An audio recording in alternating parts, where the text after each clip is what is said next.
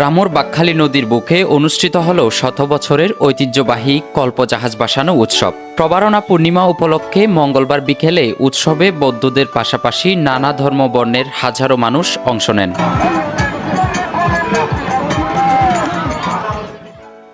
নদীর বুকে বাঁশ, কাঠ, বেত ও রঙিন কাগজে তৈরি 7টি নান্দনিক কল্পজাহাজ ভেসে যাচ্ছে। ঢোল, কাঁসার তালে, নাচে গানে মাথোয়ারা দর্শকরা উৎসবকে পরিণত করেছেন ভাসমান মিলন মেলায়।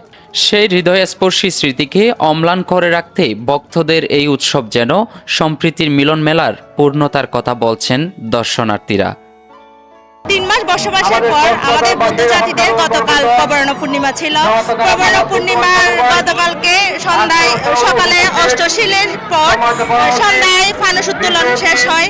তারপর আজকে শতবর্ষ ঐতিহ্যবাহী শতবর্ষব্যাপী আমাদের জাহাজ ভাসা উৎসব পালন হচ্ছে। প্রতি বছর যেমন আনন্দটা উপভোগ করি, এখানে শুধু এটা যে ধর্মীয় অনুষ্ঠান তা না, এটা একটা রামুর ঐতিহ্য হিসেবে রাখা হয়। সর্বজনীন অনুষ্ঠান, এখানে হিন্দু, বৌদ্ধ, মুসলমান সবাই আছে, সবাই খুব এনজয় করে। প্রতি বছরে নেই, এবছর খুব সুন্দর হয়েছে।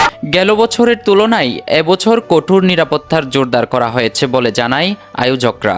প্রায় 200 বছর ধরে চলে আসা ঐতিহ্যবাহী এই উৎসবের ধারাবাহিকতা অক্ষুণ্ণ রাখার কথা জানালেন তারা। আমরা শান্তি চাই, আমরা বৌদ্ধ জাতি শান্তিপ্রিয় জাতি। আমরা জাহাজের মাধ্যমে সারা বিশ্বব্যাপী যে সহিংসতার যে যুদ্ধ চলছে, বিশেষ করে ফিলিস্তিনের যুদ্ধ, যে গাজাবাসীকে যেভাবে নৃশংসভাবে হত্যা করা হচ্ছে, যুদ্ধ যাতে বন্ধ হয় সেই বার্তাই দিতে চাই আমরা। তখন কিন্তু আর্মি এবং প্রশাসনের লোকজন আছে, বিশেষ করে আর্মিরা প্রত্যেকটা জায়গায় A to Z ওরা সার্চ করেছে বিভিন্ন মেশিনের মাধ্যমে। এই উৎসব সম্প্রীতির উৎসবে পরিণত হয়েছে বলে জানান অনুষ্ঠানের আগত অতিথিরা। বৌদ্ধ ধর্মের ঐতিহ্য, ইতিহাসকে বহন করে এই জনপদের সাম্য, সৌহার্দ্য ও ভ্রাতৃত্বের বন্ধনে আবদ্ধ সকল ধর্মের মানুষ বাংলাদেশি জাতীয়তাবাদকে বিশ্বাস করে বলেও জানান তারা। জাতীয়তাবাদী পরিবার, জাতীয়তাবাদী দল সব সময় সব সম্প্রদায়ের পাশে, আপনাদের পাশে সব সময় থাকবো। সব করে কারো জনগোষ্ঠীর না, কোনো একক কোনো ধর্ম সম্প্রদায়ের নয়। আজকে এই উৎসবটা ঘিরে আমরা হিন্দু, মুসলিম, বৌদ্ধ, খ্রিস্টান এবং নৃতাত্ত্বিক, চাকমা, মারমা, রাখাইন সকলকে আমরা একত্রিত করার সুযোগ পেয়েছি। কক্সবাজার জেলাকে এগিয়ে নিয়ে যাওয়ার জন্য এই সম্প্রীতির বন্ধন আমাদের একটি অনন্য দৃষ্টান্ত স্থাপন করবে।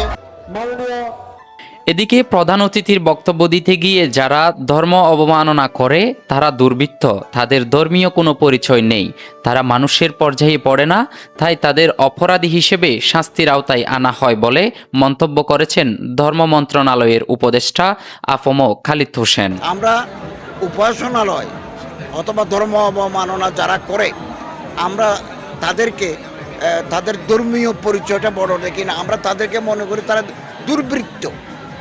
তারা ধর্ম অবমাননা করে, উপাসনার অবমাননা করে, এরা মানুষের পর্যায়ে পড়ে না। এটা আমরা তাদেরকে অপরাধী হিসাবে, কুলাঙ্গার হিসাবে আমরা চিহ্নিত করি এবং আইনের আওতায় আনি।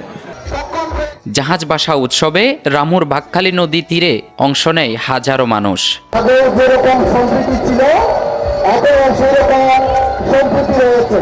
ফয়সাল আদিল, চিটাগং ট্রিবিউন।